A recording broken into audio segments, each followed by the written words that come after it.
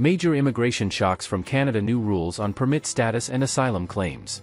Massive immigration shakeup in Canada. If you're a temporary resident or seeking asylum, buckle up because two major announcements could redefine your future. From expiring permits to stricter asylum rules, the government isn't just adjusting policy, it's rewriting the playbook. If you are interested in this topic, please pay attention and watch the video through to the end to get all the information. Please hit like and subscribe, and don't forget to push the notification bell for an upcoming video. So, without any further delay, let's jump into the video. In a dramatic move that is sending ripples across the immigrant community, Canada has announced two groundbreaking updates that could impact the lives of hundreds of thousands residing within its borders. This video revolves around status maintenance for permit holders and a major overhaul in asylum claim rules. If you're in Canada on a temporary visa or planning to seek asylum, these policy changes are not just important, they're potentially life-changing. Status maintenance in jeopardy, over 500,000 permits set to expire. Canada is on the verge of witnessing a monumental shift. Reports suggest that over 500,000 permits, including study permits, work permits, and other temporary statuses, are set to expire. Previously, the system allowed certain protections for individuals whose permits were in the process of extension or reapplication. But under the new rules, things are about to get far more rigid. The old status quo, grace through refusals. Under the previous framework, if your original permit was nearing expiration and you submitted a renewal or extension application before it expired, even if that application was later refused, you still enjoyed implied status. This meant you could legally stay, study, or work in Canada while waiting for the outcome of a second application. The new rulebook, no second chances. Canada's revised policy eliminates this safety net.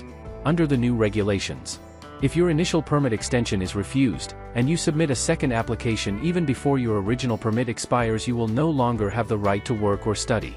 Your status may remain maintained, but it becomes non-functional for practical purposes.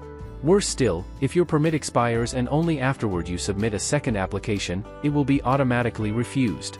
The moment your first application is denied and your permit expires, you become out of status. Filing a second application in this scenario is now futile. This is a severe crackdown on what was once a window of opportunity for thousands. The era of filing dummy applications merely to prolong status has come to a close. Big blow to asylum seekers, new barriers to protection. The second major update is equally jarring. Canada is setting the stage for sweeping restrictions on asylum claims, a shift that could exclude thousands from ever seeking refuge. Proposed law could reshape the asylum landscape. A new bill currently under review proposes that any individual who entered Canada after June 24, 2020, and failed to file an asylum claim within 1 year of their entry, will be deemed ineligible. Yes, timing is now everything. Furthermore, if the law passes, no claims will be accepted after the 1-year mark unless exceptional circumstances apply. Those who entered Canada through unofficial crossings, areas that are not designated ports of entry, will also be ineligible to claim asylum, even if they file their applications within 14 days of arrival. Government's absolute authority to suspend applications.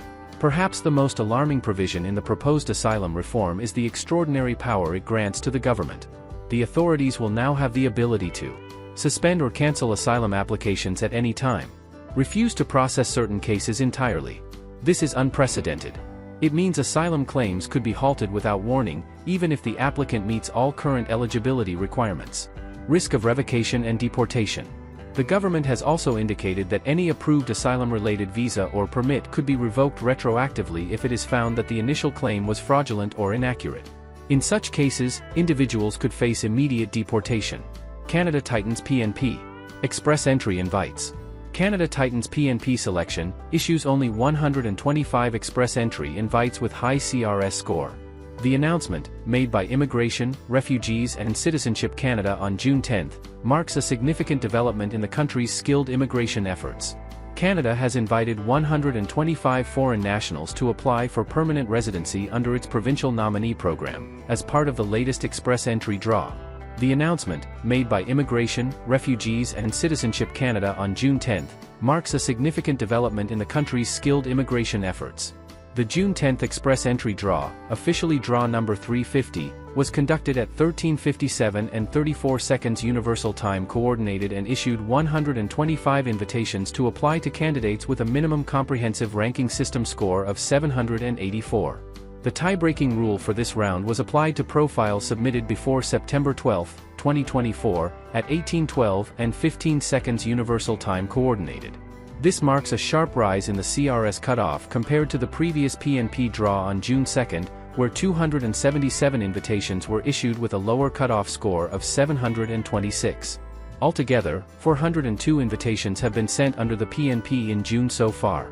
The express entry system uses the CRS to rank candidates based on criteria including age, education, work experience, and language proficiency. Candidates with the highest scores are invited to apply for permanent residency. As of March 25, 2025, Canada has withdrawn job offer points from the CRS for most categories, except Major Group 00, Senior Management, and certain skilled occupations, meaning eligible candidates will no longer gain additional CRS points for job offers unless they fall under these specified categories. The CRS evaluates applicants based on age, education, language skills, work experience, and other factors.